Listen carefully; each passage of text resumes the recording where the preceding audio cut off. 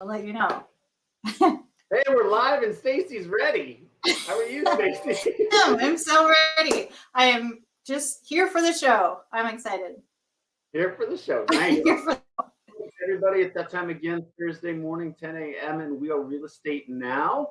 And we've got a great show lined up today talking about staging in a seller's market and the benefits and why you should. So before we jump into that, like we do every week, want to just check in with our good old friends, the interest rate environment. The primary mortgage market survey done by Freddie Mac every week says rates are jumping up, and they have. In the last 2 weeks, they've jumped up considerably from sub 3% to almost 3.25%.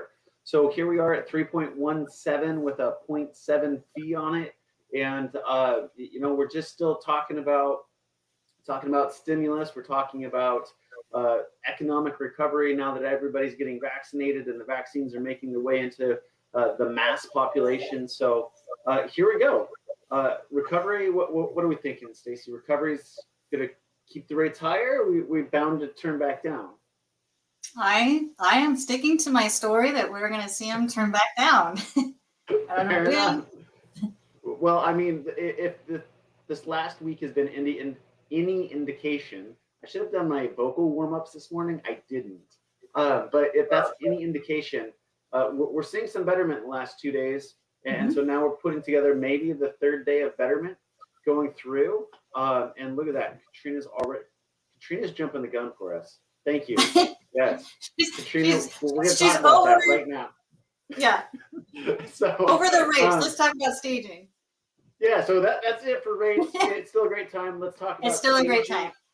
Yeah, absolutely. They're so low. We should show maybe next week, Keith. Like if you really look at like a 30-year chart, I think we've kind of touched on it before. This blip in rates, like the chart is still this way, and then our rates are still way down here.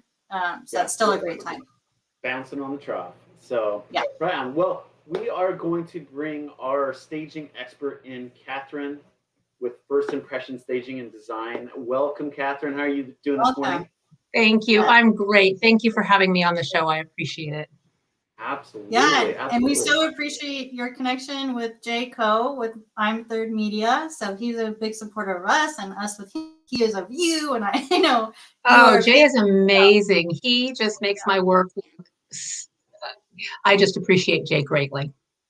Yes. Off the picture, but well, the reason why we wanted to bring you in today, we've been talking to our real estate friends. We've been talking to our clients that are looking to move up, and they're getting this advice. And I've even fielded the phone call like, Keith, I just got from the real estate agent that I should stage my house, and it's a seller's market. Why are we staging houses in the seller's market? So that we definitely have to address the elephant in the room, Kathryn. Absolutely. Absolutely. That's the question that I get asked the most often these days. And here's the reason. Because you're still going to get a great return on investment. What I tell people when I walk into their home right now, and I walk in and oftentimes it's in all states of disrepair, or not disrepair, but discombobulation. Let's just say that, they're moving, they're packing, they've got kids. And I always say to them, you could throw a sign out there and put this on the market right now and the house is going to sell. We know that. I would be lying if I didn't tell you that. My job is to get you the most money, the most offers, the best offers for your house. And we know statistically how you do that is to get the home ready properly to sell.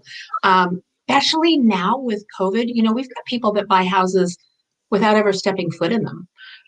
From the East Coast, from California, they're doing that based on Jay's video or the photos, and it just makes a huge, huge difference. So that's why you should still stage in a seller's market, because you're still going to get a fantastic return on your investment, even though you can sell it without. So, when you said that, I just helped a client who's here. They purchased in Montana, and it's a beautiful house, and he goes, one thing that he's never walked foot into this house. He goes, I just loved how it was staged and the furniture, and it just made the house pop.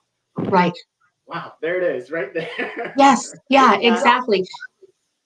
That's what it is. And we are trained to we don't ever cover anything up. We're not supposed to cover anything up, but the intention is to maximize best features of the home and to downplay the features that aren't as fantastic of the home. Yeah.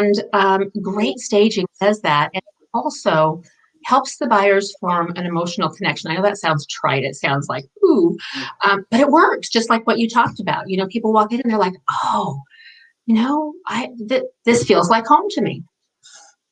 Yeah, So that's why we do what we do. I think it's a great thing, and I mean, I don't know the statistics about it, but not all of us are blessed with spatial recognition and For understanding. sure. Like, oh, would my couch and TV Right. fit well in here? So that's also a huge benefit for people. So I have a question to kind of go back to like the beginning of your process, Kathryn. What Yes. does that entail? What does it look like? Do people need to be reaching out to you a month before they want to list, 6 months before? What is it? How much time do you generally need? As soon as they feel comfortable, the sooner the better. And the reason for that is what I was sharing with you before we started. One of the things that I do for a lot of the real estate brokers that I work with is I provide consultations to their clients when they first talk about getting ready to list their house. And basically I go in from top to bottom and help them determine what they need to do to get the house ready to sell so that they can sell it for the most money. And, the time that they're going to need to do that depends on lots of things. Do they have the funds to do that? Do they need to sell the house quickly? It's so different with each and every one, but the sooner the better for sure for that part of it, the consultation piece. Yeah, you do and then personalized consultation, so everything will be absolutely. I can't even say what a huge difference it makes. And what I was also sharing with you beforehand is that oftentimes sellers will think that they need to do something. And I tell them, you don't need to spend your money on that. Don't wait. That is not nearly as important as this over here.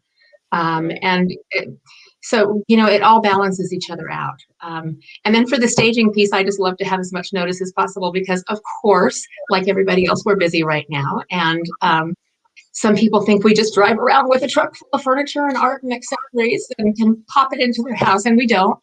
So always the more time, the better. But, we do whatever we need to do. So I love the consultative part of it. I don't know that everyone out there understands that could just be a piece of it where they pay a few $100. You help them explain what they should be doing. You don't necessarily need to stage it. They can use your advice and get the house ready themselves, or someone can opt for the full stage. So I think it's great. Absolutely. That there's options.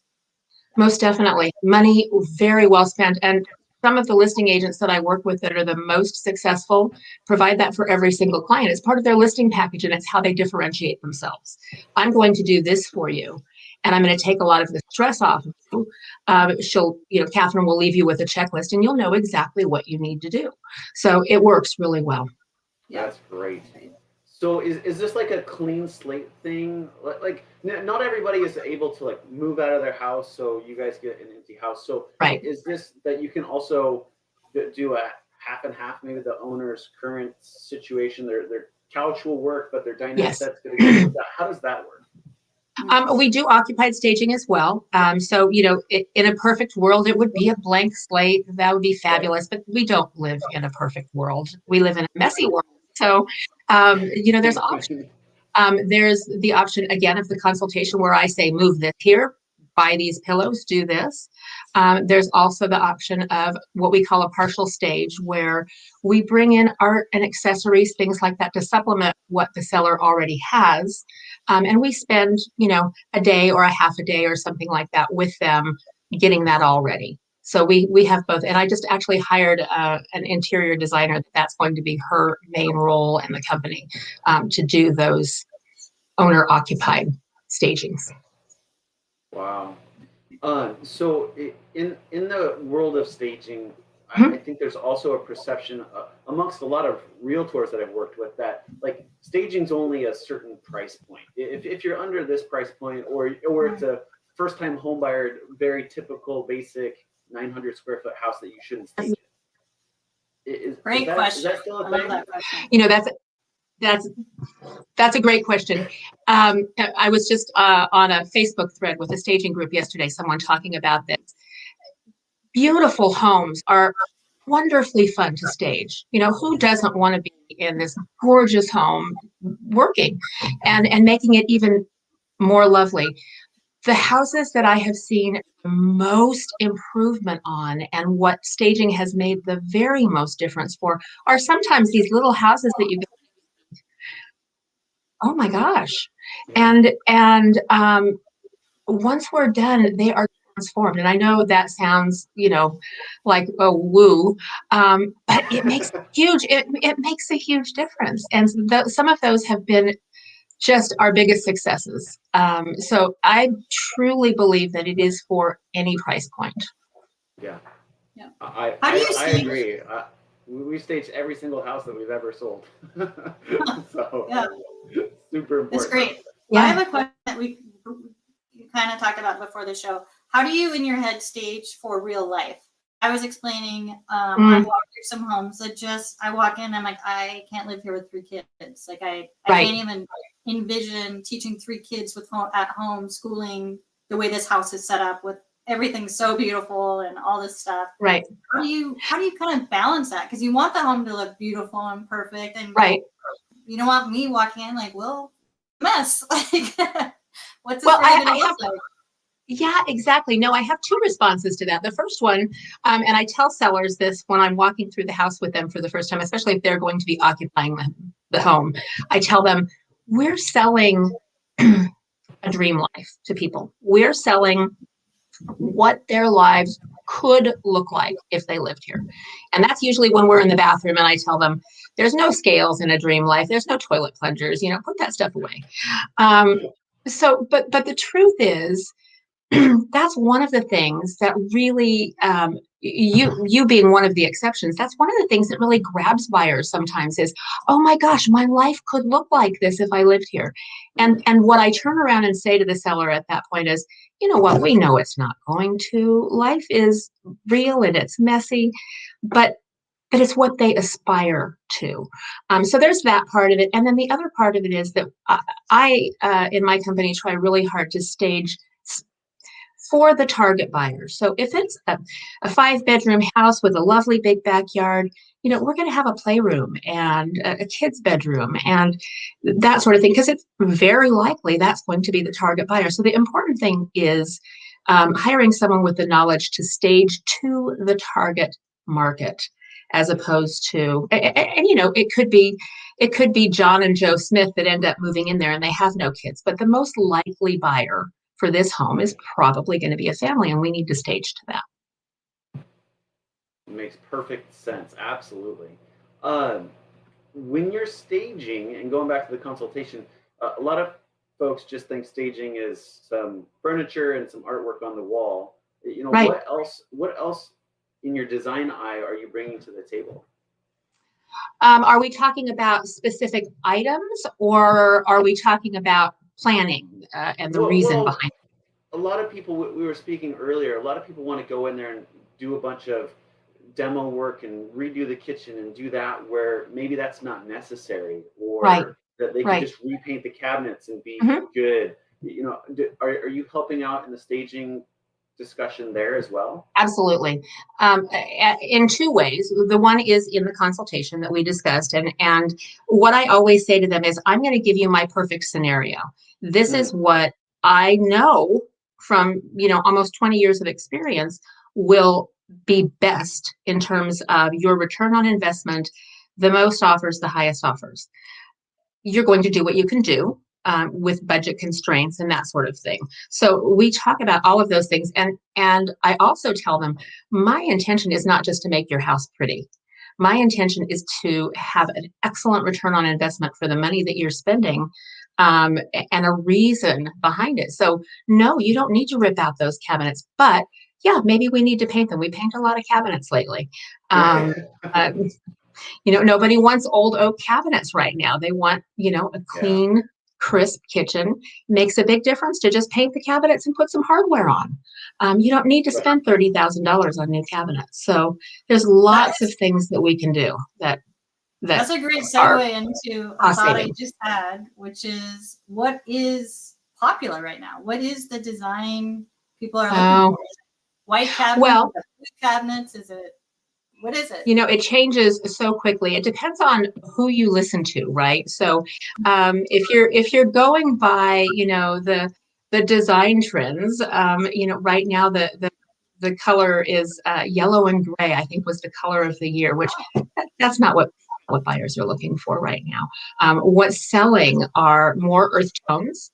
So we're seeing less of the everything gray that, all the flippers and everything we're doing for a while. We're hitting Yep. more towards, and it's really more of I think it's a comfort thing.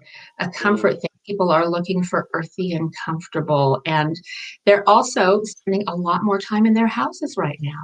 So, we stage a lot of home offices, for instance, and but in terms of specific finishes and design styles and things like that, painted cabinets are still going to win over old oak cabinets every second of every day. Quartz countertops make a huge difference. Buyers right now, even I think more so than ever before, are looking for a move-in ready home as Mhm. opposed to we can fix it up because they're there all the time. Yep. Yeah, I So you second wouldn't that. As necessarily far as have my a pre-approval conversations, they all want move-in ready. It's like, Right. move-in. I want move-in Okay. ready. I don't want to deal with it. I just want to get Yeah. in. So you Yeah. think so it's better to like replace it if you need to, rather Uh-huh. than say, well, we'll give a credit of 4,000 so that the new buyer can choose their carpets. Better just to get it done. No, I have this discussion with sellers all the time. That whole credit thing, and here's why. Having worked with buyers for years as a real estate agent, I know the thought process. The thought process is they walk in and they see the carpets and they're maybe gross, honestly, and Sure. or green shag or whatever, and they look at it and their broker says to them, yeah, but there's a $4,000 carpet, and they say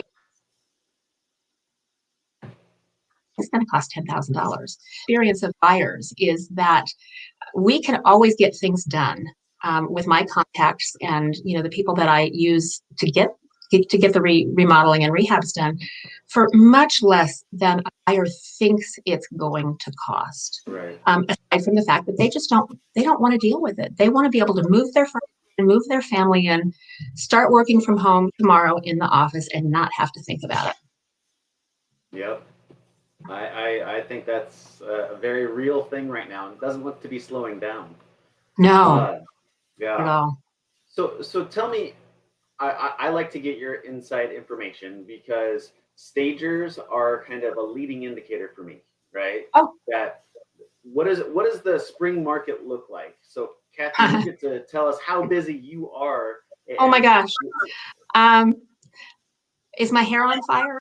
is Because that's kind of I what mean, it feels like. are you asking Um, for more houses come to the market? Like, we are seeing more inventory come on the market, thank goodness. Yeah. But from what I know, from what I've read, from what I hear, it's not going to be anywhere. It's not possible to be close to enough.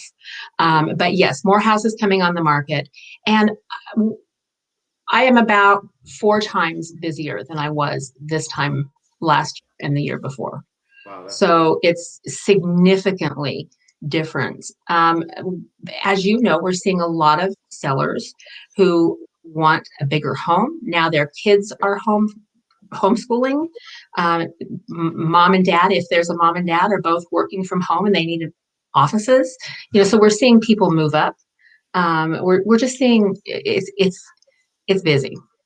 are you Yeah. seeing more people move out? I know you work kind of the east side. Are you seeing more people move out of the cities, out your direction, or Yes, and we're seeing a lot of people even moving out of the state altogether. because they can. Probably That's it. Yeah. 5 of the sellers I worked with last month were selling their home because they're moving to Montana or Idaho or Florida, or, they can go somewhere else for less money, quite honestly, and still work from home. Yep. Yeah, that's a really interesting trend to be watching out as COVID, hopefully, knock on wood, comes to an It end. is. And Yeah. companies have pivoted. I mean, I think it's going to change the market. I was reading last week Absolutely. that Salesforce canceled almost 500,000 square feet of office space in downtown San Francisco because they're keeping their people at home. So I Yes. think that trend will definitely change the market. So I- I'm curious to see how that goes. So. I totally agree. Yeah. Well, tell us here, we're getting close to 30 minutes, and tell us kind of what are some major do not do's when it comes to staging your house? Oh, gosh. Some major do not do's. Could we do major do's instead? Yeah, let's do major do's then. Sure, Can we put a more positive spin on I it? like that. That I tell sellers from the first moment I meet them, we're going to talk a lot about pre-packing and editing. Which, some people call it decluttering. I don't like to call people's things clutter. It's their life, right?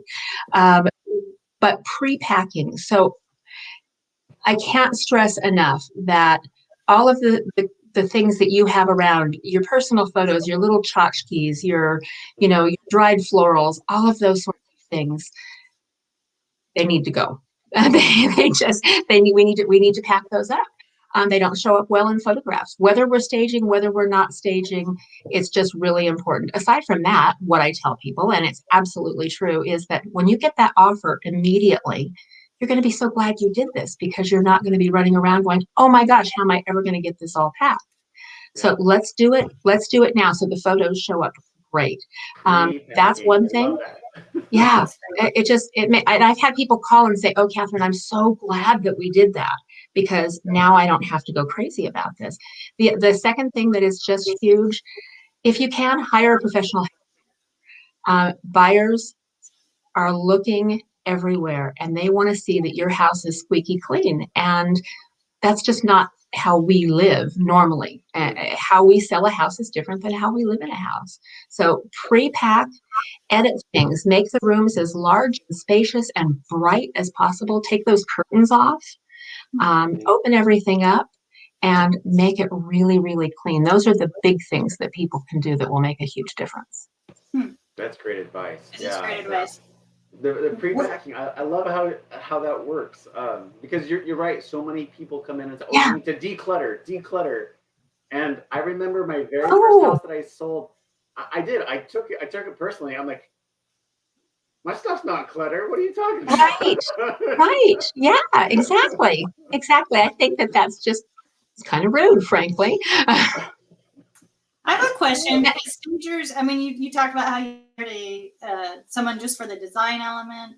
Do you ever help people that aren't selling their houses that just want to make their home more beautiful? We actually have quite a lot of people that are asking for that, and typically it's the seller that has moved out and already bought their house, and we come in and we stage it. And they love it, and they want us to come do that in their house that they're going to be moving into or living in, which is why I just made this new hire on my team, because not only is she going to do the owner occupieds, but she's an interior designer, has formal training, has done it for years, and she's going to work with those folks that just need some help in their new house. That is awesome. Yeah. I never even thought of that. You made my house look so beautiful. Help me stage my new house. Come do it over here. Exactly. It happens a lot. It's the ultimate compliment, really. Yeah. Absolutely. And we have a question in the chat, Keith. I don't know if you want to pull it up. Yep, there we go. From Miss Jamie. Price point. How is it set up? Is it a flat fee, percentage of property? How do the fees of staging work? Okay, that's a good question. Well, for the consultations that we discussed, if that's what we're talking about. They're a flat fee of $350. And I spend up to 2 hours with the seller and provide them a written checklist. For the staging itself, the price depends on a number of things. It depends on the location. It depends on the size of the home, and it depends on the level of luxury required. And just to explain that, we're going to use different furniture in a $200,000. There aren't any $200,000 houses in Tacoma, but it used to be a $200,000 house in Tacoma. Right. Than we are in a $900,000 house in Issaquah, for instance. So it totally depends on those things. But to give more of a finite figure to it, minimum cost is between $2,100 and $2,400. And again, that would be for the basic rooms: living room, dining room, primary bedroom, kitchen, and bathrooms. And then goes up from there, depending again on location, level of luxury. How many rooms do we need to add? A playroom and a family room and an office, that sort of thing. It used to be, I think, that staging prices varied based on how long it needed to be staged.